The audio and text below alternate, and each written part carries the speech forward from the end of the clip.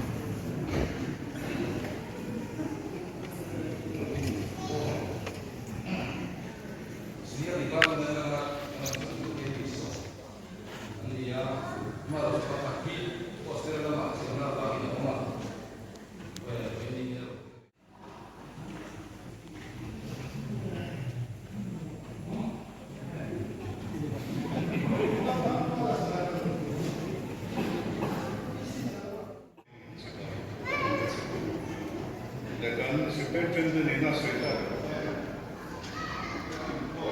Kita lo kawin, kan dua. Atau so kan suam, kan ini boleh itu, kan ini dia. Itu orang bukan dia. Kawin ni maksud apa? Ini nanti kan ini dua. Amaru tu, ini nama dia. Baik. Kau kan lepas rumpu, nah, di masih rumpu na, ini siapa ni revert lalu kama, ini na. Kan semua aku he, chen sangin, chen semua, asal le anak ko zalen nale, baik tuh itu pun ni ya.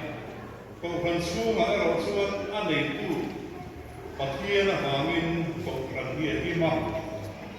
semua lah min sandama. Sebahagian kau kan dia min anfiat sesuatu anfiat siapa orang siapa manusia ni, kau kan anfiat betul kan dia. Kau gas dia nak sesuatu ni, kau kan dia mi dulu pa ane kilo tuam pakai di pa ane kilo boleh kau kan pun nama sama makhluk dengan analog sih ni selain kau kan dia